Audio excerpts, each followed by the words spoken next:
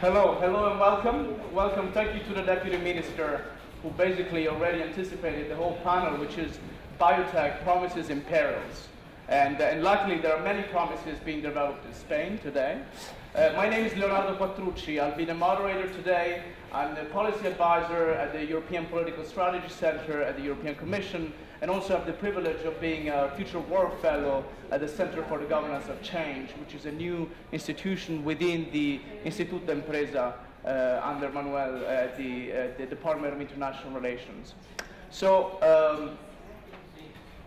we have the privilege of having some distinguished speakers with us today who will run us through really what the intersection of technology and biosciences will look like in the next couple of years. So I'll introduce them and then I'll leave the word to them because I'm clearly the least smart person on the panel. So I'll let them talk. So to my left I have FRANZ-WERNER HASS, who's Chief Corporate Officer at CureVac. And CureVac is a company that came out of the University of Tübingen in Germany.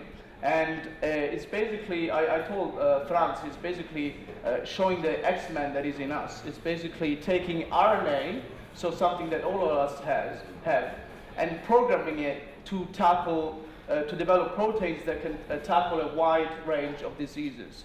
So from rabies vaccines, I had a virus when we first talked, and he promised it would cure my virus with RNA. And the moonshot is cancer. Then to my right, I have Dr. Mireia Crispin, who's a senior, is a research fellow at Trinity College in Cambridge, and also collaborates with Cancer Research UK.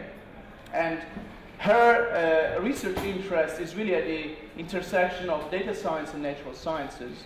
So she currently works on image recognition for cancer diagnostics, has previously worked at CERN, and she also brings science into the policy realm. She has started, at the University of Rockefeller and the Cornell Medical School, a Center for Education and Science in public policy. Then to my right still, Matteo La is the CEO of Empatica, who's a human analytic company that has created the world's smallest and most accurate wearable sensor for research. Do you have it on you? There you go. Can you show it? Yeah. Yeah. So that's not the smallest yet, but it's pretty small. And what it does is it helps patients scan their body and monitor basically their internal conditions, especially for the prevention and cure of epilepsy and autism to begin with. And finally, to my left is Lorenzo Colombo, who's the Chief Technology Officer of HIRIS Limited. And HIRIS basically is creating laboratories that you can hold in your hand, and they look like little cubes. And they can diagnose a wide range of genomic conditions in order to prevent and find specific treatment for diseases. So as I said, as the least smart person on the panel, I'll turn to Franz. And Franz, epidemics and antimicrobial resistance, so are basically our response to vaccines that immunize us from viruses, risk becoming a public health crisis. And the viruses are evolving faster than our technology as we produce it today. So what can innovation promise to help us solve in the next 10 years to avoid this public health crisis on a global scale? Well, thank you very much for the introduction, Leonardo, and hello everybody. So epidemics certainly is a real constraint to today's medicine. What you have to do in order for viral vectors infections, you have to address exactly these virus pandemics, which are cross-border. So there is an international world, it is going rapidly all over the world, and you need to have a technology which is coming closer to the real epidemic. So today, if you're going for prophylactic vaccines, these are egg-derived. So you have to breed the eggs with the virus and then to harvest the eggs, and this takes you round about 8 months. So the closer you come to the real disease epidemiology, the better it is. And therefore, what we do with mRNA, messenger RNA, you really can code if you have got the sequence of the protective protein you need to have for passive immunization or for active immunization to stimulate your body to produce your own drug in order to be protected. And this comes close to 6.5 weeks because it's a synthetic process. You don't need these egg-derived kind of proteins, but you just use the human body to produce your own proteins.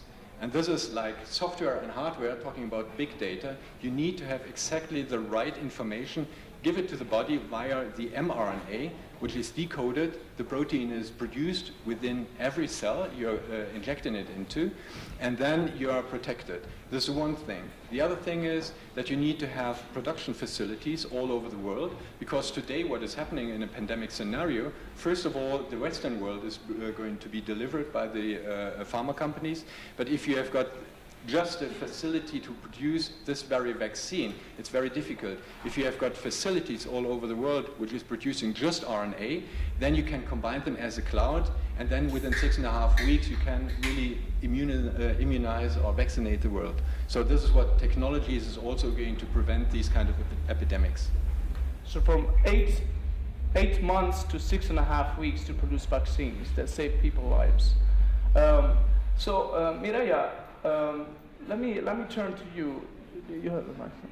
Let me turn to you and ask you, what is your experience, direct experience with patients? Because it sounds like technology will inevitably deliver promises, but on the other hand, a lot of what technology can do for us depends on the choices people make. So social license, resistance to technology, if you wish. Are people embracing the fact that machines are diagnosing their issues and their diseases rather than doctors? Yeah, it's a very good question. So first of all, thank you for inviting me and for the nice introduction. And well, as you've said, what I'm interested in particular is using big data, so artificial intelligence, to mine medical records and in particular medical images, to see what we can learn beyond what one sees when you look at the image, but also to replace sort of the exercise of looking at the medical scan and saying, oh, this is cancer or this is not. And the reason I'm saying this is because I think that the perception of people of what these techniques really mean is intimately linked to what this technology is and what our goal is. And usually people think when you speak of artificial intelligence of some kind of robot that has like a little brain, that thinks things by itself.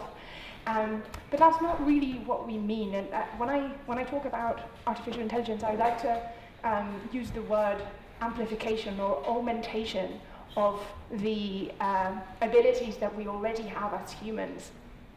So a useful example is the phone, for example.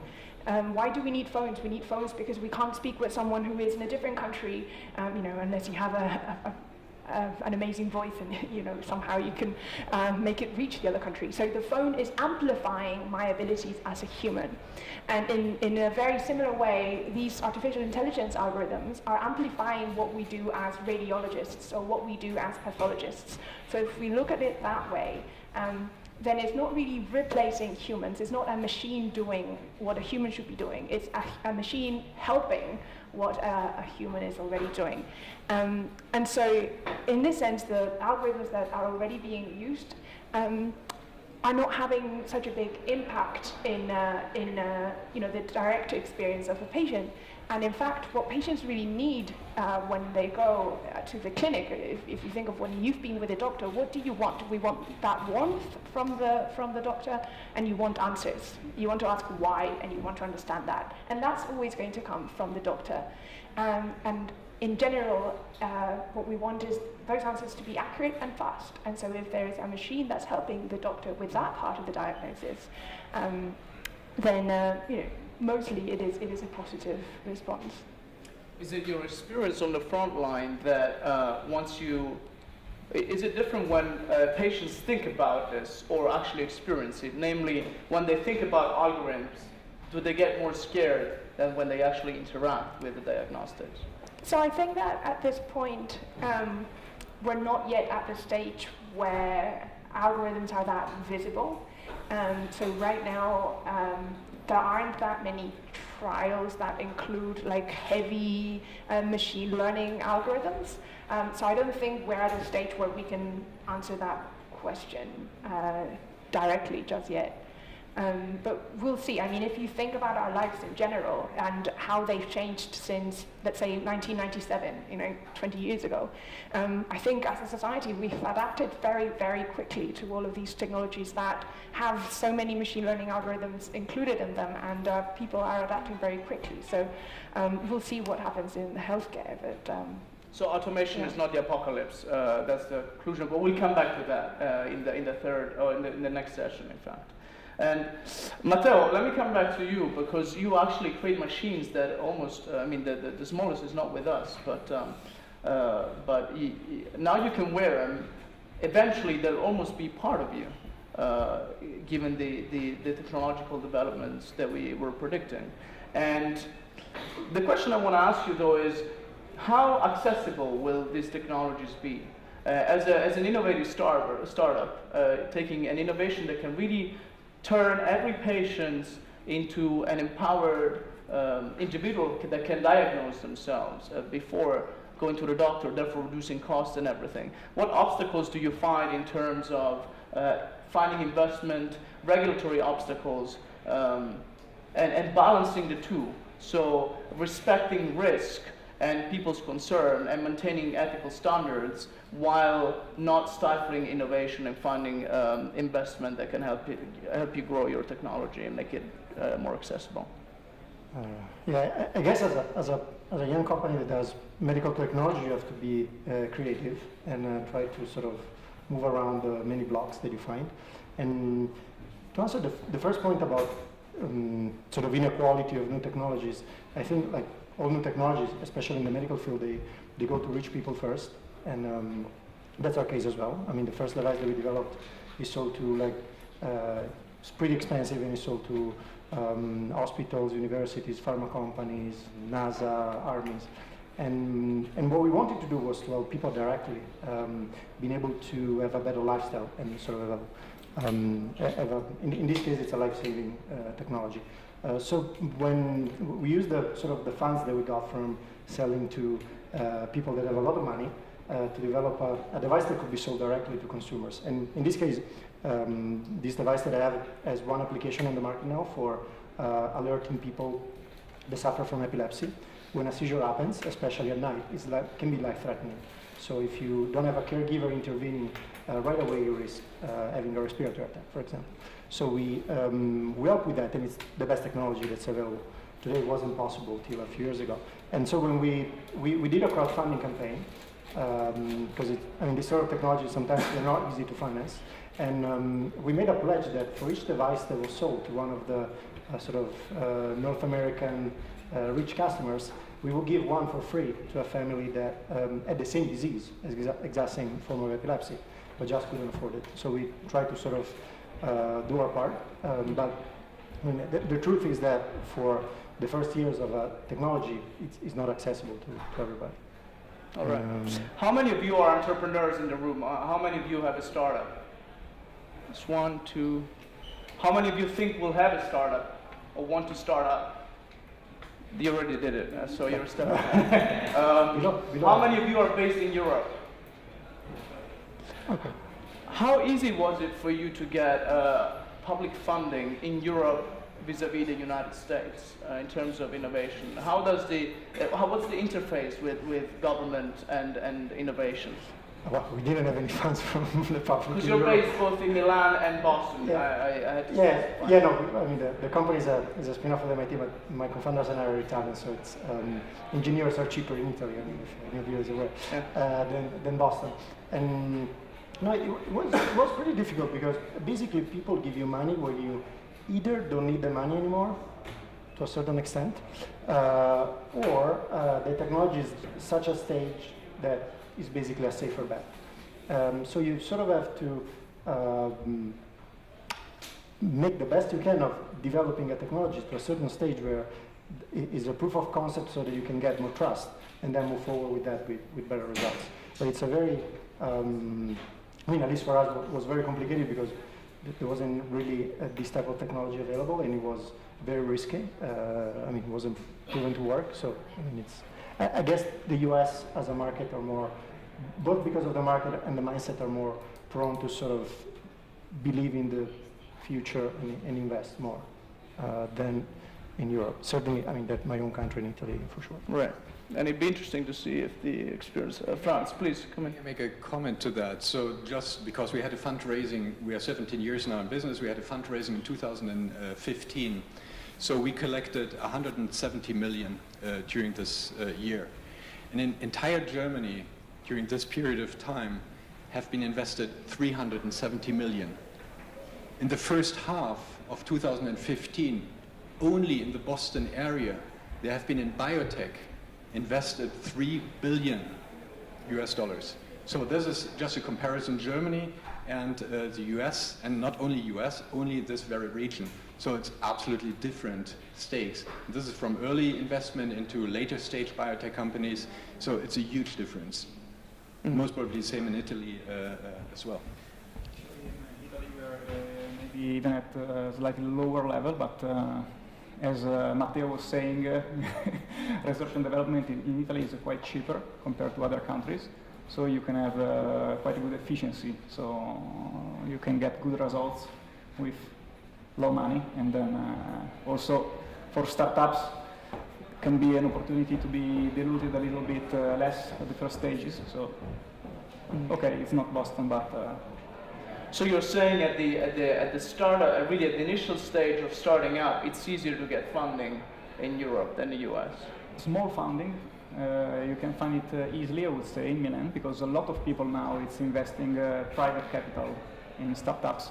It's a total different amount of money respect to what Matteo is saying and also what Franz is saying, but many times all these people goes into funds, and you can find seed capital quite easily in northern Italy, at least in Lombardy, I would say.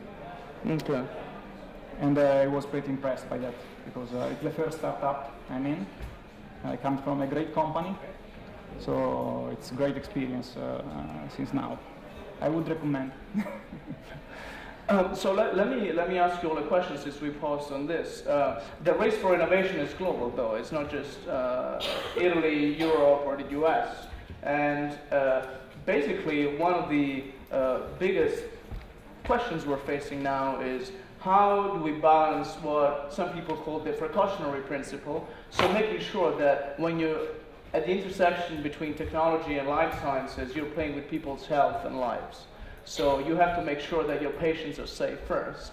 And an innovation principle, where regulation becomes actually a way to foster innovation, and government and public service are channels to develop technology rather than stifle it. In places, some places in Europe, we're definitely leaning towards safety more than innovation. In other places in the world, there are less barriers to regulation with higher risks. But that means that you can develop your technology faster. What does that mean in the long term? Lorenzo, what? The main point is that there are different places in the world playing with different rules, because barriers in themselves, I think, are something positive, most of all for critical fields like human health. You don't want improvisation there. Everybody comes with some solution and pushes to the people. But the problem comes if different areas have different barriers, and in the market, in some way, they are short-circuited in some point. There you'll be damaged, because if the barrier is the same for everyone, then it's something which is lowering you at the beginning, but then it's protecting you also in later stage. But the rules must be the same for everyone. Anybody else on this? Well, probably one thing that is worries me personally is about the ethics in developing new technologies, and the line can be very thin between sort of taking advantage or not of what you're developing. So you have to be very conscious about it.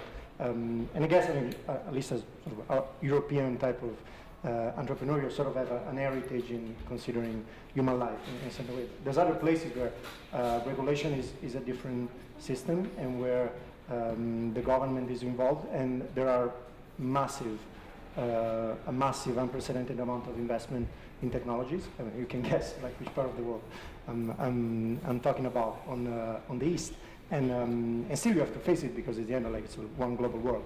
It's sort of the same human body, but when you face very different regulations, some companies that are on one side of the regulation advantage might come out on top, and then sort of defeat also the smaller players that couldn't develop fast enough.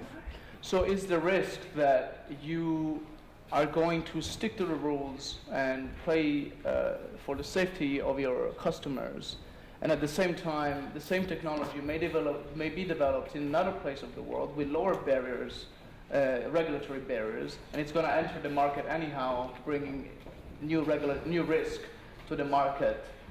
I mean, if you look at a place like China, they have like 1.5 billion people. It's a massive market. The amount of data that you can get is unprecedented. Even if you think like Beijing has 20 million people, it's a third of the size of Italy in one place. And so the amount of data and the speed, I mean, we saw the bike, like sharing services outside. The amount of data that you can get is unprecedented. You have to make some sacrifices because you have to make the data centers locally. You have to make the data available to public officials, which is something that, I mean, you wish it stay more anonymous at the very least. And then you have to make compromises on the market as well. So you have like potentially massive gains, but also massive compromises. So it's not an easy position to. Right, you mentioned data. I want to hear Franz and Mireia on data, because we discussed it at length. All these technologies are powered by data to find the right code to program RNA and fight cancer, and yet, who owns the data is going to be a big question that we're going to face as regulators going forward, and what role everybody plays when, you know, my personal data could become the sort of appropriated, acquired by a company like yours, or by others with less noble purposes. So just briefly, what do you see as the biggest challenge for you in sort of playing by the rules in the data realm, and at the same time, the risks that you see as we enter a new data regime in Europe? Next year in Europe we'll have a new data protection regulation. So perhaps to combine the two questions, even the previous question with the latter one, it's all about if you're going into a patient, it shouldn't make a difference whether you're going into Asian population, into Western population, should be safe. If you're running a new technology, like mRNA going into the patient with regard to prophylactic vaccines, cancer or molecular therapy, it has to be safe. It has to be tolerable, because otherwise it's not changing today's medicine, even worse. And then coming into the point saying, okay, what is with the data protection? So every one of us is having a mobile phone with you. You're sharing so much data which most probably you're not even aware of. And then think about that if you're doing certain therapies, and in cancer, for example, seeing what the mutation, when does a good cell turn into an evil cell, a malignant cell? And there are technologies out there from therapeutic companies or even tech companies like Siemens and even Google, these big data collection. So when it comes down that not the individual can be identified by the data, but contributing these data into it should be a protected area, not to misuse this. But all these data, we've seen in the beginning the curve of the population where we are today with regards to 2,000 years ago. There are loads of therapies ongoing right now, and if everybody would contribute their data in an anonymous way, how this would provide you a big database on how certain diseases develop, and how then you can use the innovations of all of us, we are sitting here, to use exactly these data, to prevent even these data. Think about that you even can prevent someone getting cancer, that you can prevent an epidemic outbreak starting because you know already because of the data development. This certainly has to be in a protected area, This can't be that it's down to the individual point, that to see, okay, this patient had this and that cancer. Certainly, this needs to be in a protected area, and for that, certainly, the politics are questioned here. But there is, from my point of view, no way around this kind. If you have got the possibility to get these data and to use these data to prevent certain diseases, why shouldn't you? So roles of responsibility. So we're going to have to wrap up. So I'm going to ask each of you in 20 seconds or less, 30 if you really want a gift, 20 seconds or left. What is your main takeaway, or what would you change from this panel onwards? So I think the main takeaway is that this revolution is happening right now, and what we've seen is that it's happening from the business point of view, it's happening in academia, so it's a matter of years before we have to get used to having these technologies in our daily lives. And this leads me to what I think is one of the most important points that we haven't really discussed, which is the necessity to get familiar with these technologies. As citizens, we need to be familiar with what data means, what data ownership and protection means, and what artificial intelligence really does to us in our daily lives. Right, technological confidence and social license. Matteo, 30 seconds or less? I guess it's a similar takeaway. That in a sense, the technological train of innovation for the human body is leaving the station, and it might be the last time because we're like really close to getting a lot of new discoveries, and it seems that policy is really on a sort of a slower time scale and pace. Perfect. 30 seconds. Okay, my turn. Well, I think what we are getting out of here is that awareness is growing. Basically, we are starting to, okay, probably we were already doing, but we are keeping asking ourselves the right questions and trying to focus on the problems that we need to solve about the most critical issues that we are facing now, like data properties or how to treat in the correct way the worst diseases that we have. So I take that there are intelligent people out there. We have got the technology. The risk is going to be taken. We have to streamline it to make it to the good, and it certainly has to be regulated because manipulation in data is quite easy to be done, and this is what we have to prevent. But if there's a good, there's always, if there's sun, there's always a shadow.